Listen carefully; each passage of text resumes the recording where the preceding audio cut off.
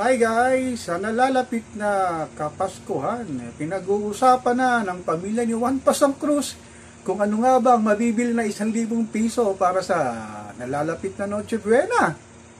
Sa taas po ng inflation, nagpagbaba ng value ng piso, kaya pa ba itawid ang halagang 1,000 para sa assuming na 5 kayo sa isang pamilya?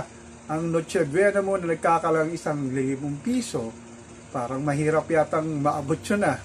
Pero sabi nila, ang Pasko naman hindi lang para lang mag-Noche Buena para din sa pamilyang Pilipino, magsama-sama, para may raos pang pagsilang ni pong mahal na Jesus. Yan sabi nila dapat daw may konting pagkain sa pagkainan. So ang sabi ni Juan Pasang Cruz sa amin kahit kukonti lang ang aming handa, basta sama-sama ang aking mga pamilya, kapatid, kamag-anak, pinsan, at kung ano pang miyembro ng pamilya para lang may raos ang Kapaskuhan. Pero sabi naman ng netizen, 1,000 medyo okay na yan. Bumili daw kayo ng mga bundled sa mga supermarket o palengke ng 1 kilong spaghetti, may ketchup, may keso, ano pa bang kailangan sa spaghetti.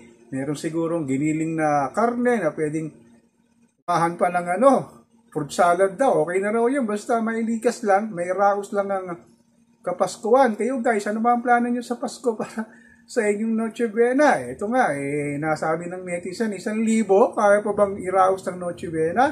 Pero sa akin, hindi lang naman ang Noche Buena ang mahalaga, para sa Paskong darating, basta sama-sama ang pamilya, buo at walang may sakit at magandang mga kalusugan, lalo ng mga ating mga senior citizen, si lolo, si lola, at particularly si nanay, si tatay, para lang mairaos ang Kapaskuhan ngayong 2023. So ano ba guys, kaya bang 1,000 na pwedeng pagsaluhan sa Noche Buena? So ako naman magmimiron pa rin, magmamatsyag kung sa aming pamilya kakasya bang 1,000 piso na pang Noche Buena ngayong darating na Kapaskuhan.